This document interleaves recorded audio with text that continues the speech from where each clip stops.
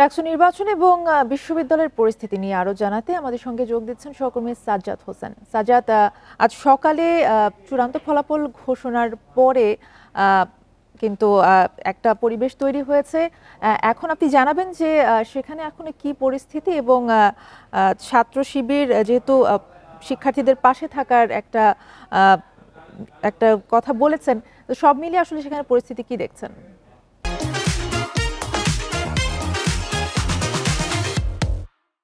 আমি কিন্তু এই মুহূর্তে আছি ঢাকা বিশ্ববিদ্যালয়ের যে ডাকসু ভবনের ঠিক সামনে। এই যে ডাকসু ভবনটি, এই ডাকসু ছাত্র সংসদ ঢাকা বিশ্ববিদ্যালয়ের ছাত্র সংসদ কিন্তু বিগত 6 বছর নেতৃত্বহীন ছিল, কিন্তু গতকাল একটি নির্বাচনের মাধ্যমে কিন্তু তারা একটি নেতৃত্ব ফিরে পেয়েছেন।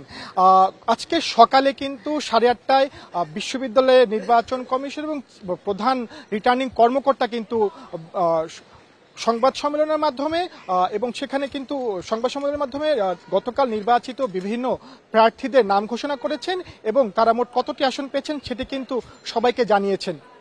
সেখানে কিন্তু বেশিরভাগই শিবির নেতাকর্মীরা এবং শিবির সমর্থকরাই কিন্তু উপস্থিত ছিলেন।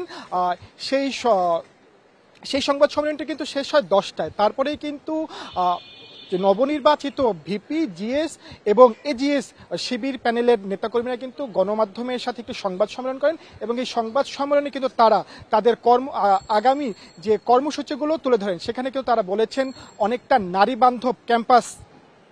বান্ধব ক্যাম্পাস সৃষ্টি তারা কিন্তু গুরুত্বপূর্ণ ভূমিকা পালন করবে। আমি যদি একটু ঢাকা বিশ্ববিদ্যালয়ের বর্তমান পরিস্থিতি একটু জানানোর চেষ্টা করি, গতকাল সকালে 9 সেপ্টেম্বর যে ভোট প্রক্রিয়া, ডাকসু নির্বাচনের যে প্রক্রিয়াটি শুরু হয়েছিল সেটা কিন্তু আজকে সকালে শেষ হয়েছে। এই যে দীর্ঘ একটি সময় কিন্তু শিক্ষার্থীরা এই নির্বাচন প্রক্রিয়ার মধ্য দিয়ে গিয়েছে, অনেকটা কিন্তু তারা নির্ঘুম রাত কাটিয়েছে। আজকে সকাল থেকেই কিন্তু ক্যাম্পাসে অনেকটা শিক্ষার্থী শূন্য এবং নেতাকর্মী শূন্য আমরা দেখতে পাচ্ছি, কারণ সবাই কিন্তু অনেকটা বিশ্রাম নেওয়ার জন্য কিন্তু যে যার গন্তব্যে চলে গেছেন। এখন কিন্তু ক্যাম্পাসে শিক্ষার্থী এবং নেতাকর্মীর উপস্থিতি অনেকটা কম। আরেকটু যদি যানবাহনের পরিস্থিতি বলে রাখি, এখন কিন্তু ঢাকা বিশ্ববিদ্যালয়ের ক্যাম্পাসে গতকাল যে একটি যানবাহন চলাচলের নিষেধাজ্ঞা ছিল, এটি কিন্তু অনেকটা স্বাভাবিক। এখন কিন্তু ক্যাম্পাসের মধ্যে দিয়ে স্বাভাবিকভাবেই যান চলাচল করছে।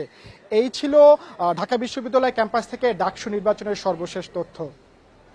সাজ্জাদ হোসেন জানাচ্ছিলেন ঢাকা বিশ্ববিদ্যালয় থেকে।